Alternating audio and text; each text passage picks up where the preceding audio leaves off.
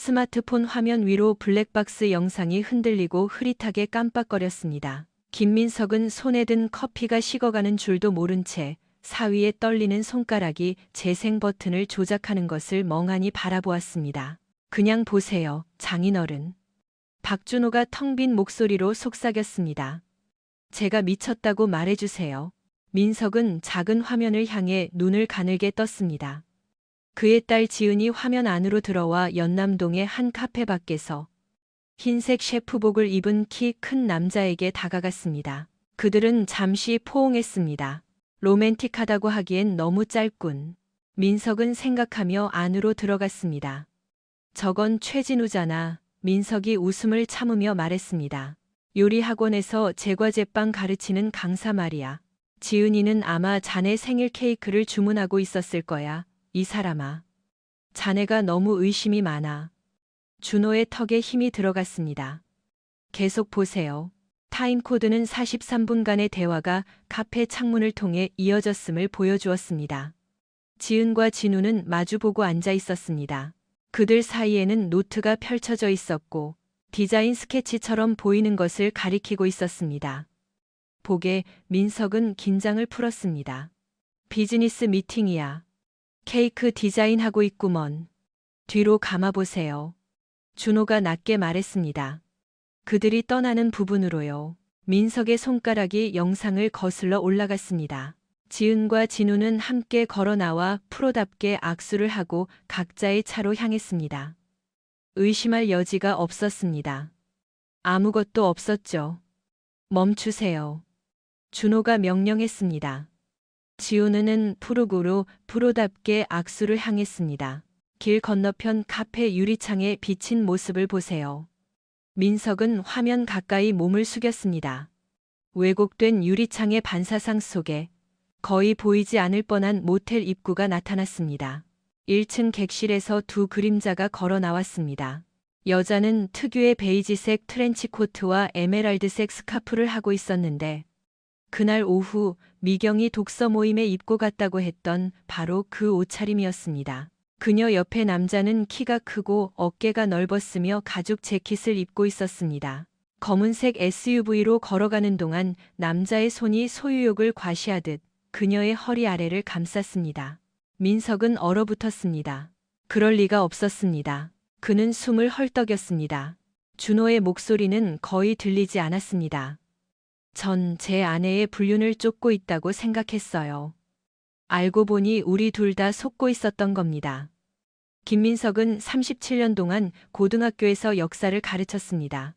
그는 학생들이 거짓말하는 것, 학부모들이 조종하려 드는 것, 학교 운영진의 흉계를 모두 지켜봤지만 지금 자신의 기반을 뒤흔드는 이 지진에는 전혀 대비가 되어 있지 않았습니다. 미경은 그가 행복을 찾을 수 있는 두 번째 기회였습니다.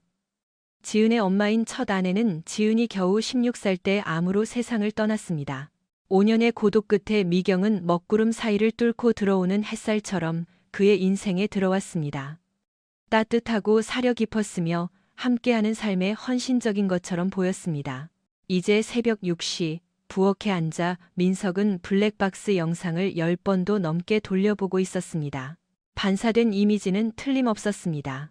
미경의 걸음걸이, 그녀의 웃음, 경청할 때 고개를 기울이는 방식, 그 모든 것이 그 왜곡된 거울 속에 담겨 있었습니다. 준호는 그의 맞은편에 앉아 청하고 지친 눈을 하고 있었습니다. 전 2주 동안 지은이를 미행했어요. 바람을 피우고 있다고 확신해서 추적 앱을 설치하고 문자 메시지를 확인하며 의심으로 제 자신을 미치게 만들었죠. 그런데 사실은 미경 씨가... 준호는 말을 잇지 못했습니다. 죄송해요, 장인어른. 더 일찍 알아차렸어야 했어요. 시간, 장소. 미경 씨는 지은이의 정당한 외출을 알리바이로 이용했던 거예요. 민석은 조심스럽게 전화기를 내려놓았습니다. 교사로서의 이성이 사실관계, 타임라인, 증거를 정리하기 시작했습니다. 그놈은 누구야? 준호가 태블릿을 꺼내 브라우저를 열었습니다. 강태성, 시청 계약 감사관입니다. 법원 기록에 따르면 작년에 미심쩍은 재정 상황으로 이혼했고요. 사진 속에는 날카로운 푸른 눈과 포식자 같은 미소를 띤 40대 남자가 있었습니다. 민석은 문제아 학생들에게서 저런 미소를 알아보는 법을 배웠습니다. 매력을 이용해 책임을 회피할 줄 아는 부류였습니다. 인프라 감사를 전문으로 합니다. 준호가 계속했습니다.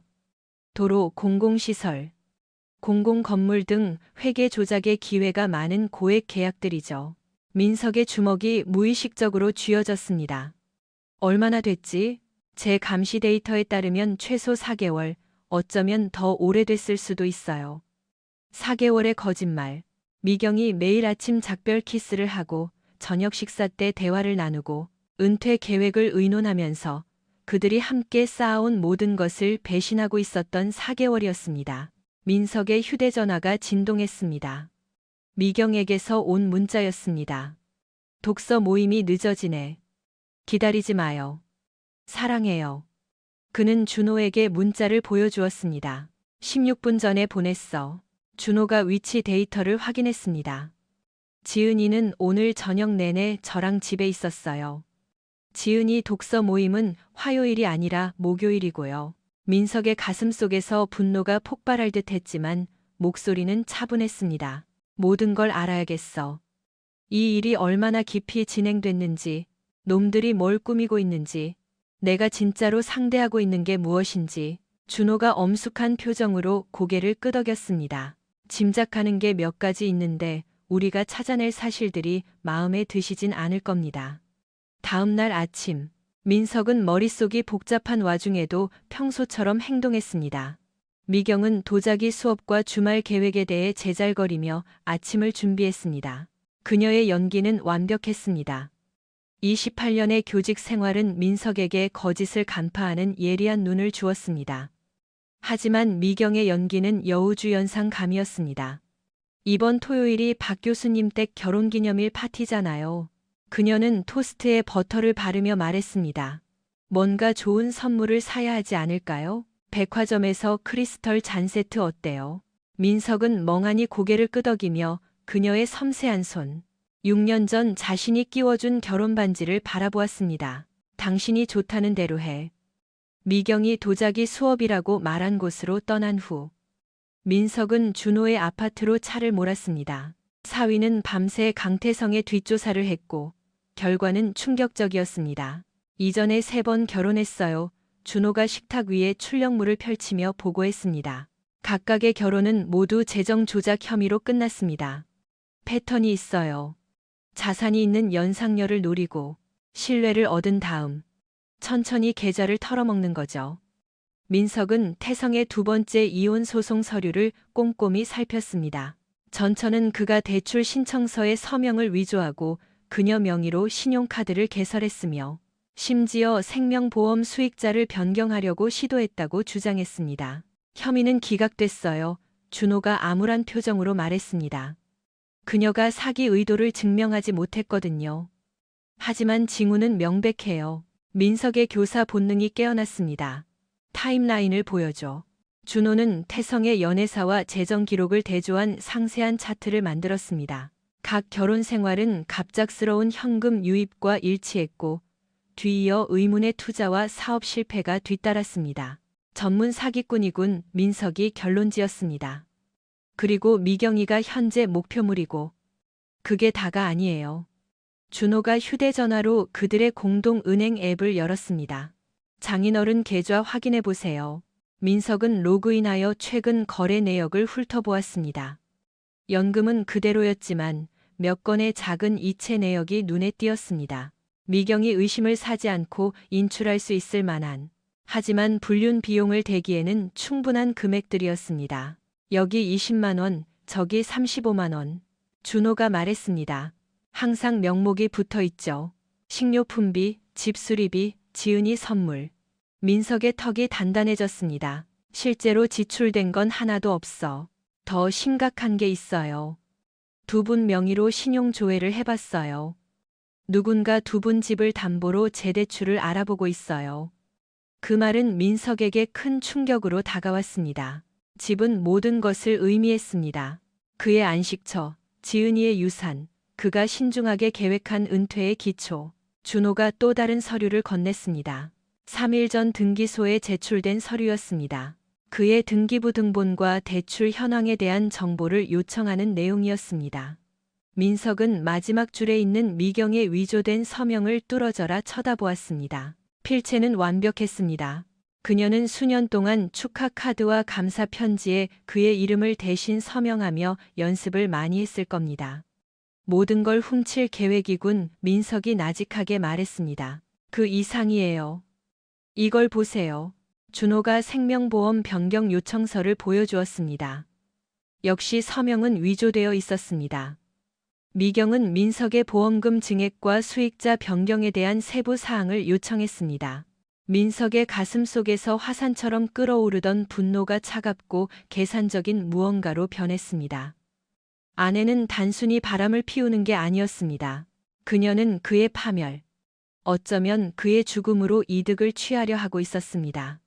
증거가 필요해. 민석이 어려운 과목을 가르칠 때처럼 위험 있는 목소리로 말했습니다. 법정에서 진짜로 통할 수 있는 증거 말이야. 준호가 고개를 끄덕였습니다. 저도 생각이 있어요. 준호가 설치한 감시 장비는 거의 보이지 않았습니다. 집안 물건으로 위장한 음성 인식 녹음기, 초소형 카메라와 연기 감지기, 미경의 차에 부착한 GPS 추적기. 민석은 자기 집에서 스파이가 된 기분이었습니다. 하지만 상황은 극단적인 조치를 요구했습니다. 일주일 만에 그들은 미경과 태성 사이의 대화 녹음 파일 수십 시간 분량과 도내 여러 모텔에서 만나는 사진 증거를 확보했습니다. 내용은 끔찍했습니다. 민석 씨는 정말 아무것도 몰라. 준호가 최신 녹음 파일을 재생하자 스피커를 통해 미경의 목소리가 흘러나왔습니다. 날 순종적인 가정주부로만 알고 있다니까. 불쌍하고 멍청한 늙은이. 태성의 웃음소리는 잔인했습니다. 이 짓을 얼마나 더 해야 해? 오래 안 걸려. 읽어보지도 않고 서류에 서명하게 했어. 그냥 보험 갱신하는 거라고 했지. 재대출만 완료되면 우린 거의 2억 원의 현금을 손에 쥐게 될 거야. 그가 의심하면 어쩌지? 안 그래. 민석 씨는 자기가 보고 싶은 것만 봐. 항상 그랬어.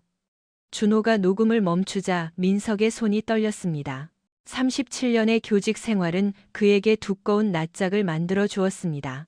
하지만 아내가 자신을 조종하는 것에 대해 저토록 무심한 경멸을 담아 이야기하는 것을 듣는 건 산채로 해부당하는 기분이었습니다. 더 있어요. 준호가 조심스럽게 말했습니다. 다음 녹음은 훨씬 더 최악이었습니다. 미경과 태성은 시나리오를 논의하고 있었습니다. 민석이 얼마나 더 살 수 있을지, 어떻게 하면 연금을 받을 수 있을지, 그의 심장질환이 자연사를 위장하기에 적합한지 등을 말입니다. 계속해 민석이 이를 악물고 말했습니다. 우리가 너무 복잡하게 생각하는 걸 수도 있어. 태성의 목소리가 제안했습니다. 민석 씨 같은 나이 든 남자들은 사고가 나기 마련이지. 욕실에서 미끄러지거나 계단에서 구르거나 아무도 슬퍼하는 미망인을 의심하지 않을 거야. 특히 생명보험금이 나오면 말이야. 미경의 대답은 민석을 소름 끼치게 만들었습니다. 나도 생각해봤는데 조심해야 해.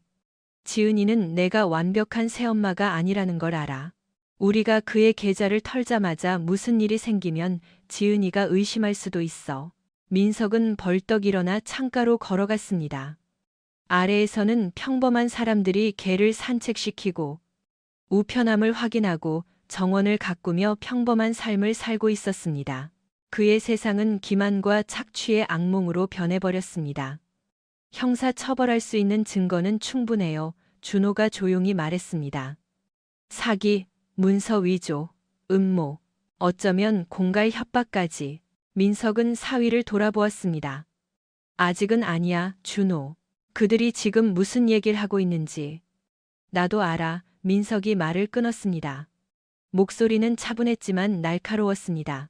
그리고 그들은 내뱉은 말 한마디 한마디에 대해 대가를 치르게 될 거야. 하지만 우린 제대로 할 거야. 완벽하게, 철저하게, 잔인할 정도로 올바르게. 준호는 장인어른의 표정을 살피며 서늘한 깨달음을 얻었습니다. 이것은 민석이 교실에서 불량 학생이나 부정행위자를 다룰 때 사용하던 통제된 분노였습니다. 침착하고 체계적이며 완전히 무자비한. 어떻게 하실 건가요? 민석이 미소 지었고 준호는 왜 문제아들이 그 미소를 두려워했는지 문득 이해했습니다. 두 사람에게 평생 잊지 못할 교훈을 줄 거야. 민석이 세운 계획은 단순하지만 효과적이었습니다. 미경과 태성을 당장 막는 대신 반박할 수 없는 사건을 구성하는 동안 그들이 스스로 무덤을 더 깊게 파도록 내버려 두는 것이었습니다. 이후 2주 동안 민석은 아무것도 모르는 남편 연기를 했습니다. 미경이 내미는 서류에 서명하고 보험 변경 제안에 동의하고 심지어 은행 약속까지 동행해 태성의 공범인 자산관리사를 소개받기도 했습니다. 하지만 무대 뒤에서 민석은 모든 것을 기록하고 있었습니다. 그는 서명하기 전 모든 문서를 몰래 촬영하고 모든 대화를 녹음하고 모든 거래를 추적했습니다. 더 중요한 것은 그가 덫을 놓기 시작했다는 점입니다. 준호의 기술적 능력과 자신의 치밀한 계획을 결합하여 민석은 결국 음모 전체를 폭로할 디지털 증거의 사슬을 만들었습니다. 그는 자신만의 명의로 된 비밀 은행 계좌를 개설해 연금을 거기로 돌리고 미경에게 거짓 자산 정보를 흘리기 시작했습니다. 그 배 이야기 좀 다시 해봐요. 어느 날 저녁 식사 자리에서 미경이 무심한 척 물었지만 눈빛은 탐욕으로 번들거렸습니다. 민석은 천진난만하게 미소 지었습니다. 무슨 배? 당신 형님이 남겨주셨다는 거요. 3천만 원 정도 한다면서요. 민석은 배를 소유한 적도 배를 가진 형도 없었지만 2주 전 미경이 들을 수 있는 곳에서 가상의 친척으로부터 가상의 유산을 상속받은 척 통화 연기를 했습니다. 아, 그거. 인천항에 정박해 있지. 사실 팔까 생각 중이야. 현재 시세로 3,500만 원 정도 하더라고. 미경의 포크가 입으로 가다 멈췄습니다. 팔고 싶다는 말은 안 했잖아요. 그 돈이면 집을 리모델링하거나 당신이 항상 원하던 유럽 여행을 갈 수도 있겠네요. 그는 미경의 머리가 빠르게 돌아가는 것을 계산하고 계획하는 것을 지켜보았습니다. 그날 밤 숨겨진 녹음기는 그녀가 태성에게 전화를 걸어 그들이 노릴 수 있는 새로운 자산에 대해 흥분해서 보고하는 내용을 포착했습니다. 민석이 그들 앞에 던져준 모든 가상의 보물들, 창고에 있는 클래식 자동차, 첫 아내에게서 상속받은 주식, 희귀 동전이 가득 든 금고 등 모든 것이 꼼꼼하게 기록되고 보관되었습니다. 그가 일을 마칠 때쯤 미경과 태성은 존재하지도 않는 자산을 훔치려는 계획을 육성으로 자백한 셈이 되었습니다. 한편 준호도 자신만의 목표를 쫓고 있었습니다. 소프트웨어 개발 업계의 인맥을 활용해 그는 가짜 소셜미디어 프로필을 만들고 태성에게 다른 잠재적 피해자들, 부유한 미망인, 은퇴한 임원 등 속이기 쉬워 보이는 사람들의 정보를 흘리기 시작했습니다. 태성은 금방 미끼를 물었고 자신의 수법을 자랑하며 과거 사기 행각의 세부 사항을 공유했습니다. 얼마 지나지 않아 준호는 진행 중인 여러 사기 사건의 증거를 포착했습니다. 적어도 6명의 여성을 동시에 작업하고 있어요. 준호가 비밀 회동에서 보고했습니다. 일산의 은퇴한 간호사, 수원의 미망인, 심지어 온라인으로 만난 캘리포니아 여자까지 속이고 있더군요. 민석은 침통한 표정으로 고개를 저었습니다. 우리가 생각했던 대로 전문 사기꾼이군. 얼마나 많은 인생을 망친 건가? 제가 알아낸 것만 해도 수십 명은 될 거예요. 그중 일부는 은퇴 자금을 전부 날렸고요. 태성의 범죄 규모는 놀라웠지만 동시에 민석에게 완벽한 복수 아이디어를 제공했습니다. 아내의 배신자를 파멸시킬 뿐만 아니라 과거 피해자들의 피해 복구까지 도울 수 있는 계획이었습니다. 민석이 말했습니다. 이제 당국에 연락할 때가 된 것 같군. 하지만 지역 경찰은 아니야. 이건 광역 범죄야. 사이버 사기, 공갈 협박, 광역 수사대가 필요해. 준호의 눈이 커졌습니다. 확실해요? 광수대가 개입하면 돌이킬 수 없어요. 오, 확실하고 말고. 미경이랑 그 남자친구가 판을 크게 벌리고 싶어 하잖아. 어디 교도소에서도 그렇게 잘 빠져나가나 보자고. 장수진 팀장은 금융범죄 수사대에서 15년 동안 일해왔지만 김민석 씨가 가져온 사건만큼 꼼꼼하게 기록된 것은 처음이었습니다. 대부분의 사기 피해자들은 의심과 단편적인 증거만 가지고 찾아옵니다. 민석은 녹음 장비, 상세한 금융 기록, 그리고 범죄 활동에 대한 포괄적인 타임라인을 가지고 왔습니다. 선생님, 김 선생님, 서울청 사무실에서 서류를 검토하던 장 팀장이 말했습니다. 이건 정말 놀랍군요. 직업을 바꾸셔도 되겠어요. 민석의 미소는 씁쓸했습니다. 그래도 전 가르치는 일이 좋습니다. 비슷한 점이 좀 있다고 생각하죠. 장 팀장은 사진과 녹취록을 책상 위에 펼쳤습니다. 사건의 범위를 제가 제대로 이해했는지 확인해 보죠. 부인과 강태성은 불륜 관계이면서 동시에 선생님의 부부 공동 자산을 조직적으로 사취하려 했습니다. 그건 시작일 뿐입니다. 민석이 대답했습니다. 그는 준호가 조사한 태성의 다른 피해자 자료를 건넸습니다. 우리는 그가 10년 넘게 여러 지역에서 유사한 사기를 저질러 왔다고 믿습니다. 장 팀장은 증거를 검토하며 가볍게 휘파람을 불었습니다. 통신 사기, 우편 사기, 명예 도용, 범죄 공모. 강태성 씨 아주 바쁘셨네요. 제 아내는요? 사문서 위조, 공모, 그리고 우리가 그녀가 다른 피해자들에 대해 알고 있었다는 걸 증명한다면 공갈 협박의 공범이 될 수도 있죠. 장 팀장은 서류에서 고개를 들었습니다. 그녀는 심각한 징역형을 받게 될 겁니다. 민석은 차가운 쾌감을 느꼈습니다. 다음은 어떻게 됩니까? 저희가 증거를 보강하는 동안 일상생활을 계속해 주셔야 합니다. 하실 수 있겠습니까? 아무 일도 없는 것처럼 행동하는 거요. 민석은 그날 아침 미경의 연기를 떠올렸습니다. 그를 파산시킬 계획을 세우면서 주말 여행에 대해 떠들던 모습을요. 할 수 있을 것 같군요. 태성의 다른 범죄 활동도 동시에 덮치기 위해 다른 부서와 공조해야 합니다. 이런 범죄는 거미줄과 같아요. 줄 하나만 당겨도 전체가 무너져 내리죠. 장 팀장은 증거를 깔끔하게 정리하기 시작했습니다. 한 가지 더, 김 선생님. 작전을 개시하면 신속하고 포괄적으로 진행될 겁니다. 부인은 자택에서 체포될 겁니다. 아마 이른 아침에요. 준비되셨습니까? 민석은 차 블랙박스 영상을 처음 본 순간부터 이 순간을 준비해 왔습니다. 장 팀장님. 저는 아내가 제 모든 것을 훔칠 음모를 꾸미면서 몇 달 동안 뻔뻔하게 거짓말하는 것을 지켜봤습니다. 그녀가 체포되는 걸 보는 것이야말로 우리 결혼 생활 중 가장 진실한 순간이 될 겁니다. 장 팀장의 표정이 조금 부드러워졌습니다. 배우자에게 이런 배신을 당하게 되어 유감입니다. 사람이 겪을 수 있는 가장 끔찍한 일 중 하나죠. 민석은 떠나기 위해 일어나며 증거 사본들을 챙겼습니다. 가장 끔찍한 게 뭔지 아십니까? 돈이나 배신 그 자체가 아닙니다. 그녀가 저를 자기 파괴의 공범으로 만들었다는 겁니다. 서류에 서명하게 하고 그녀를 믿게 하고 우리 관계를 믿게 만들었죠. 그녀는 제 사랑을 저를 겨누는 무기로 만들었습니다. 그는 문가에서 멈췄습니다. 하지만 그녀는 치명적인 실수를 저질렀습니다. 그게 뭐죠? 민석의 미소는 얼음처럼 차가웠습니다. 선생님을 속이려 했을 때의 대가를 과소평가한 거죠. 우리는 부정행위자를 잡아내는 게 직업이니까요. 급습은 화요일 오전 6시 4개 지역에서 동시에 진행되었습니다. 민석은 경찰 특공대가 집을 포위했을 때 부엌에서 커피를 마시고 있었습니다. 장 팀장이 경고했음에도 불구하고 말이죠. 미경은 장 팀장이 현관문을 두드렸을 때 가운 차림이었습니다. 체포영장이 들려 있었습니다. 이미경 씨, 당신을 사기 공모, 사문서 위조 및 공갈 혐의로 체포합니다. 미경이 문을 열자 장 팀장이 선언했습니다. 미경의 얼굴에 경악이 스쳤습니다.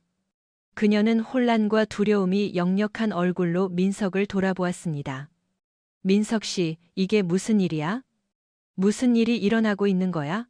민석은 커피잔을 조심스럽게 내려놓았습니다. 당신 남자친구에게 일어나고 있는 일과 똑같은 일이지. 정의 구현. 수갑이 그녀의 손목에 채워지자 미경의 얼굴이 창백해졌습니다. 당신 알고 있었어. 언제부터 알았어? 당신이 저지른 모든 범죄. 당신이 내뱉은 모든 거짓말, 당신이 짠 모든 계획을 기록할 만큼 충분히 오래전부터. 민석의 목소리는 차분했지만 힘이 있었습니다. 내가 모를 거라고, 숙제 검사도 안 하고 성적도 안 매길 거라고 생각하면서 선생의 물건을 훔칠 수 있을 거라고 정말 생각했나? 수사관들이 집안을 샅샅이 뒤지며 서류와 전자기기를 압수하기 시작했습니다. 미경은 수갑을 찬 채 저항하며 평정심을 완전히 잃었습니다. 이건 미친 짓이야. 그녀가 소리쳤습니다. 민석 씨, 다 오해라고 말해줘. 난 당신 아내잖아. 당신은 범죄자야. 민석이 차갑게 대답했습니다. 그리고 범죄자는 대가를 치러야지. 장 팀장이 나섰습니다. 이 여사님, 우리는 당신이 남편을 사취하고 서명을 위조하고 잠재적으로 그에게 해를 가하려 모의한 녹음 기록을 가지고 있습니다. 당신은 묵비권을 행사할 권리가 있습니다.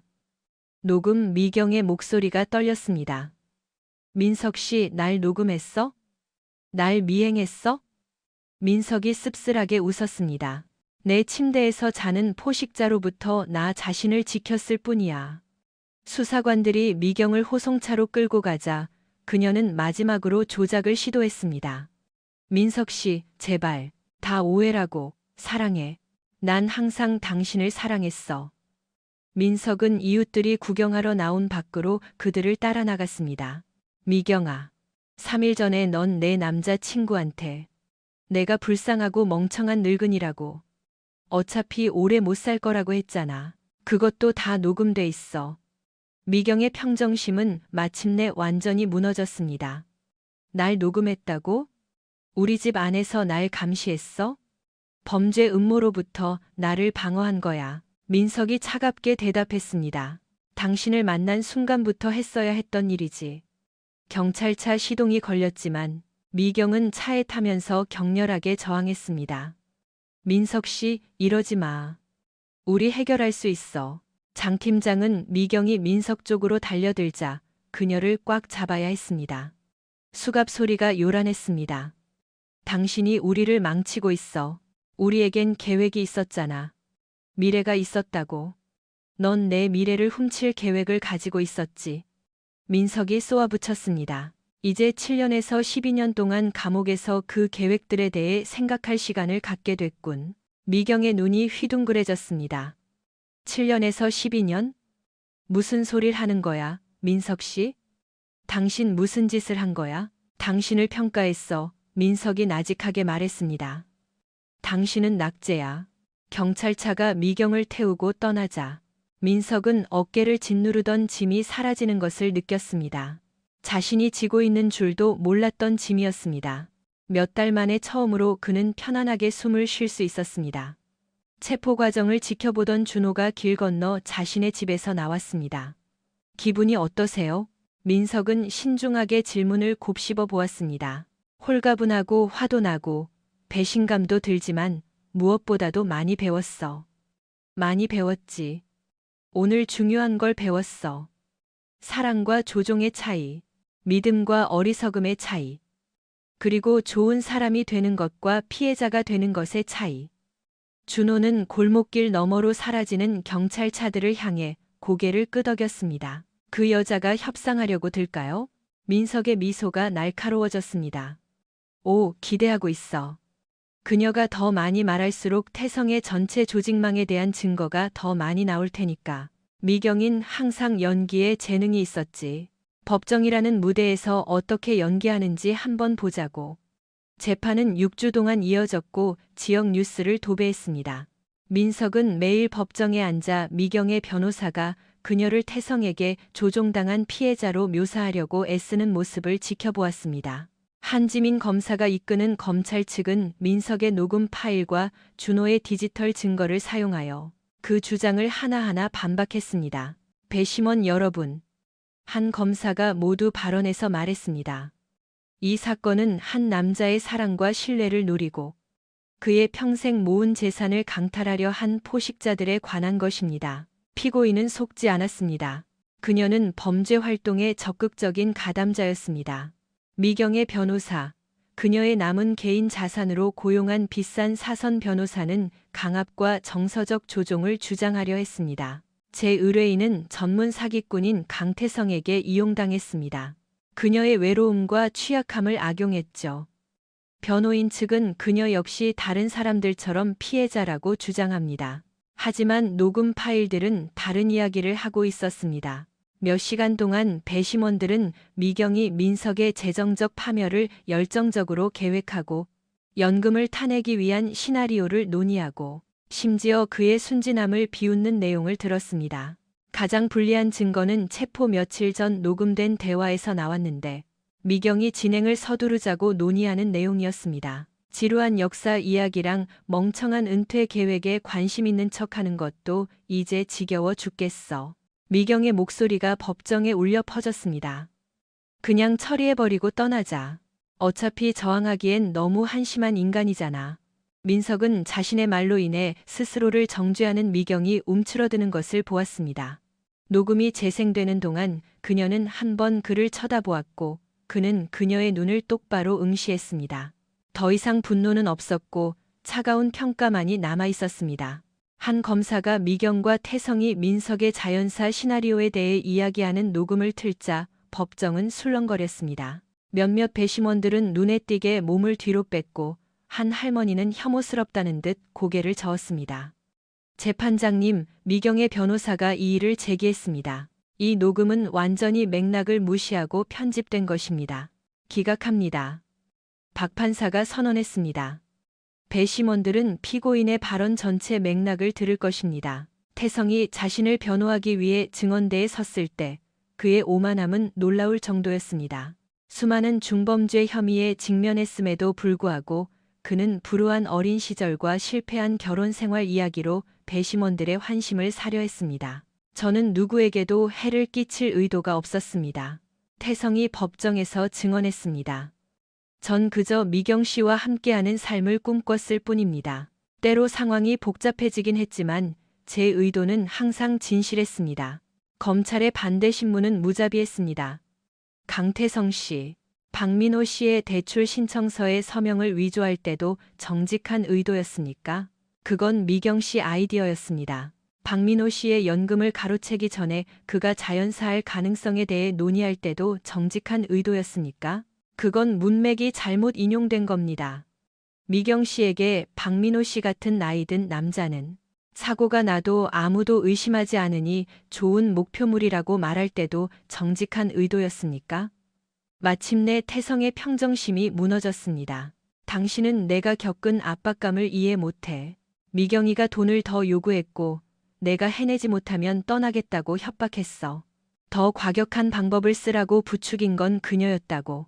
미경이 피고석에서 벌떡 일어났습니다. 거짓말쟁이, 당신이 모든 걸 조종했잖아. 민석 씨는 몇 천만 원쯤은 눈치도 못 챌 거라고 했잖아. 정숙? 박 판사가 의사봉을 내리쳤습니다. 이미경 피고인 당장 앉지 않으면 법정 모독죄를 추가하겠습니다. 민석은 파트너가 그녀를 궁지로 몰아넣자 미경의 얼굴을 바라보았습니다. 그들이 공유했던 사랑이나 파트너십은 연방 기소라는 가혹한 조명 아래서 증발해 버렸습니다. 한 검사의 최종 변론에서 그녀는 미경을 가리키며 선택된 녹음 파일 몇 개를 재생했습니다. 여러분, 피고인 본인의 목소리를 들어보십시오. 이 사람은 조종당하거나 강요받은 여성이 아닙니다. 남편의 재정적 파멸을 계획하며 그를 한심하다고 부른 여성입니다. 미경은 최종 변론 내내 흐느껴 울었지만 배심원들의 표정은 돌처럼 차가웠습니다. 4시간도 채 안 되는 심의 끝에 판결이 나왔습니다. 통신 사기 음모 혐의, 유죄, 1급 문서 위조 혐의, 유죄, 공갈 혐의, 유죄. 유죄 판결이 낭독될 때마다 미경은 무너져 내렸고 마침내 가장 중요한 관객 앞에서 자신의 연기가 실패했음을 깨달았습니다. 태성은 앞만 똑바로 응시했고 그의 교활한 매력은 마침내 바닥을 드러냈습니다. 박 판사는 2주 후 형을 선고했고 법정은 기자들과 방청객으로 가득 찼습니다. 강태성 피고인. 당신은 10년 넘게 여러 지역에서 취약한 사람들에게 해를 끼친 전문 범죄자입니다. 본 법정은 당신에게 징역 12년과 보호관찰 5년을 선고합니다. 또한 확인된 모든 피해자들에게 배상해야 하며 총액은 약 12억 원입니다. 판결을 듣자 태성의 다리가 풀릴 뻔했습니다. 법정 경위가 그가 쓰러질 것에 대비해 다가갔습니다. 이미경 피고인, 당신의 역할은 상대적으로 작았을지 모르나 당신은 자신을 전적으로 신뢰한 남편을 상대로 한 사기 행각에 적극 가담했습니다. 본 법정은 당신에게 징역 7년과 보호관찰 3년을 선고합니다. 교도관들이 그녀를 끌고 가자 미경은 통제할 수 없을 정도로 흐느꼈습니다. 그녀는 마지막으로 민석을 바라보았고 얼굴에는 절망과 애원이 가득했습니다. 민석은 천천히 일어나 넥타이를 고쳐매고 뒤도 돌아보지 않고 법정을 걸어 나갔습니다. 그날 저녁, 지은은 현관에서 위스키 한 잔을 들고 지역 신문을 읽고 있는 그를 발견했습니다. 기사 제목은 지역 교사, 광역 사기, 조직망 적발이었습니다. 아빠. 지은의 목소리가 떨렸습니다. 그녀도 재판에 몇 번 참석했지만 새엄마가 유죄 판결을 받는 것을 보는 복잡한 감정을 억누르기 힘들었습니다. 민석은 자신의 진짜 가족, 사랑이 가식적이거나 조작된 적이 없는 유일한 사람인 딸을 올려다보았습니다. 괜찮니, 우리 딸? 지은은 현관 그네 의자, 그의 옆에 앉았습니다. 내가 알아차렸어야 했다고 계속 생각했어요. 새엄마는 항상 아빠 재정 상태나 의료보험, 은퇴 계획에 대해 이상한 질문들을 했잖아요. 전 그냥 관심이 있어서 그런 줄 알았어요. 연기를 아주 잘했지, 민석이 부드럽게 말했습니다. 나조차도 6년 동안 믿었으니까 꿰뚫어보지 못했다고 자책하지 마라. 민석은 위스키 잔을 내려놓고 딸의 손을 잡았습니다. 지은아, 넌 우리 관계를 지키려고 했던 거야. 아빠가 행복하길 바랐으니까. 잘못된 건 없어. 그들은 잠시 편안한 침묵 속에 앉아 석양이 하늘을 주황색과 금색으로 물들이는 것을 지켜보았습니다. 이제 어떻게 하실 거예요? 지은이 마침내 물었습니다. 민석은 그 질문에 대해 생각해 보았습니다. 집은 미경의 끊임없는 수다 소리가 없어 비어 보였지만 거짓과 음모가 없는 깨끗한 느낌이기도 했습니다. 누군가의 먹잇감이 아닌 나 자신으로 사는 법을 알았지, 그가 말했습니다. 연금도 있고 집도 있고 편안하게 살 만큼의 저축도 있어. 무엇보다도 내 자존감을 되찾았단다. 지은이 그의 손을 꽉 쥐었습니다. 아빠가 자랑스러워요. 맞서 싸우신 거. 그들이 아빠를 망치게 두지 않으신 거요. 민석은 몇 달 만에 처음으로 가벼워진 기분으로 미소 지었습니다. 내 엄마가 자주 했던 말 기억하니? 최고의 복수는 잘 사는 거라고. 내 생각엔 반만 맞는 말 같아. 나머지 반은요? 최고의 복수는 너를 파멸시키려 했던 자들이 자신의 선택에 대한 대가를 치르게 하는 거야. 미경이와 태성은 돈만 훔친 게 아니야. 신뢰, 마음의 평화, 안전까지 훔쳤지.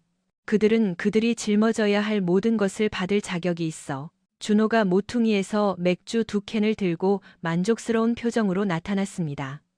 뉴스 보셨어요? 한 검사님이 전국에서 강태성 사건의 다른 피해자들에 대한 제보를 받고 있대요. 민석은 맥주를 받았습니다. 몇 명이나 된대? 현재까지 최소 15명이요. 경찰은 이 사건으로 6개도의 사기 조직망을 소탕할 수 있을 거라고 보고 있어요. 지은이 놀라 고개를 저었습니다. 아빠 자신만 구한 게 아니라 다른 사람들까지 구하셨네요.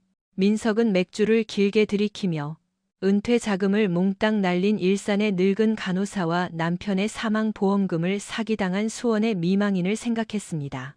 때로는 선택해야 해. 그가 마침내 말했습니다. 피해자가 되거나 아니면 가해자를 막는 사람이 되거나. 나는 막는 쪽을 택했지. 세 사람은 밤이 깊어질 때까지 현관에 앉아 과거 대신 미래에 대해 이야기했습니다. 몇 달 만에 처음으로 민석은 계획할 가치가 있는 미래가 있다고 느꼈습니다. 그의 휴대전화가 장 팀장의 문자로 진동했습니다. 강태성의 조직망이 무너지고 있습니다. 오늘 3개 지역에서 추가 체포가 있었어요.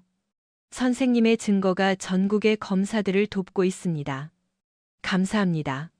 민석은 지은과 준호에게 문자를 보여주고 삭제했습니다. 정의는 실현되었습니다. 복수는 이루어졌고 그를 노렸던 포식자들은 자신들의 선택에 대한 대가를 치르고 있었습니다. 내일 그는 삶을 다시 짓기 시작할 것입니다. 오늘 밤은 그저 자유를 즐길 것입니다. 진짜 가족과 함께 앉아 민석은 자신을 이 순간으로 이끈 기이한 여정에 대해 생각했습니다. 불륜을 밝히기 위해 시작된 블랙박스 영상이 훨씬 더 사악한 무언가를 드러냈고 그에게 맞서 싸울 도구를 주었습니다. 미경의 말이 한 가지는 맞았습니다. 그는 늙어가고 있었고 확실히 과거에 살고 있는 부분도 있었습니다. 하지만 그녀는 위협받았을 때 그가 배우고 적응하고 반격할 수 있는 능력을 과소평가했습니다. 어쨌든 그는 교사였고 때로는 가장 중요한 수업이 교실 밖에서 이루어지기도 하니까요. 2년 후 민석은 변호사를 통해 전달된 편지 한 통을 받았습니다. 청주 여자교도소에서 온 미경의 편지였습니다. 봉투는 교도관들에 의해 개봉되어 검열되었지만 편지 자체는 온전했습니다. 사랑하는 민석 씨에게 미경의 익숙한 필체로 시작되었습니다. 당신이 이 편지를 읽지 않을 수도 있다는 걸 알지만 시도는 해봐야겠어요. 당신에게, 우리에게, 우리 결혼 생활에 제가 무슨 짓을 했는지 생각할 시간이 2년이나 있었어요. 아무것도 되돌릴 순 없지만 제가 얼마나 잘못했는지 이제는 이해한다는 걸 알아줬으면 해요. 민석은 편지를 버리려다 멈칫하고 계속 읽었습니다. 여기 있는 다른 여자들, 그중 몇몇은 라이언 강태성, 이 노렸던 사람들과 같은 피해자들이에요. 그들의 이야기를 듣고 그들의 고통을 보면서 우리가 당신에게 무슨 짓을 했는지, 제가 무슨 짓을 했는지 드디어 이해했어요. 당신은 날 전적으로 믿어줬는데 난 그 믿음을 최악의 방식으로 배신했죠. 용서를 비는 건 아니에요. 아무것도 바라는 건 없어요. 그저 당신의 미래를 훔치려 했던 그 여자는 이제 없다는 걸 알아줬으면 해요. 감옥은 사람을 변화시키거나 파괴하죠. 전 변하기로 했어요. 당신이 행복하길 바라요. 평화를 찾았기를. 당신은 제가 준 것보다 훨씬 더 좋은 것을 받을 자격이 있는 사람이에요. 미경 올림. 민석은 편지를 접어 책상 서랍에 넣었습니다. 그녀의 후회에 만족감도 화해하고 싶은 마음도 들지 않았지만 분노 또한 없었습니다. 미경은 그에게 낯선 사람이 되었고 잘못된 신뢰의 위험성에 대한 경고가 되었습니다. 그날 저녁, 지은과 아이들이 저녁을 먹으러 왔습니다. 8살이 된 손자 민준이는 민석에게 자신의 최신 역사 과제물인 2차 대전 영웅 포스터를 꼭 보여주고 싶어 했습니다. 할아버지, 민준이가 진지하게 말했습니다. 선생님이 그러는데 할아버지는 진짜 영웅이래요. 나쁜 사람들을 잡고 사람들을 도와줬으니까요. 민석은 무릎을 꿇고 민준이와 눈높이를 맞췄습니다. 진짜 영웅이 뭔지 아니, 민준아? 뭔데요? 옳은 일을 위해 일어서는 거야. 힘들 때도 아플 때도. 심지어 나쁜 사람이 내가 믿을 수 있다고 생각했던 사람일 때조차도. 민준이가 엄숙하게 고개를 끄덕였습니다. 할아버지가 미경 할머니한테 했던 것처럼요. 그래, 미경 할머니한테 했던 것처럼. 나중에 지은네 가족이 집으로 돌아간 뒤 민석은 커피 한 잔을 들고 현관에 앉아 맑은 밤하늘에 반짝이는 별들을 바라보았습니다. 집은 조용하고 평화로웠으며 수년 만에 처음으로 진정 그의 것이었습니다. 그는 미경의 편지, 잃어버린 자산을 서서히 되찾고 있는 태성의 피해자들, 그리고 그의 사건 덕분에 시행된 사기 방지 프로그램들에 대해 생각했습니다. 반격하기로 한 그의 결정이 만든 파장은 계속 퍼져나가 다른 잠재적 피해자들을 숨어있는 포식자들로부터 보호하고 있었습니다. 그는 마지막 아이러니를 깨달았습니다. 미경과 태성은 그의 미래를 훔치려 했습니다. 대신 그들은 그에게 돈보다 더 값진 것을 주었습니다. 그들은 그가 상상했던 것보다 강하고 그들이 의심했던 것보다 똑똑하며 그들이 두려워했던 것보다 무자비하다는 것을 깨닫게 해주었습니다.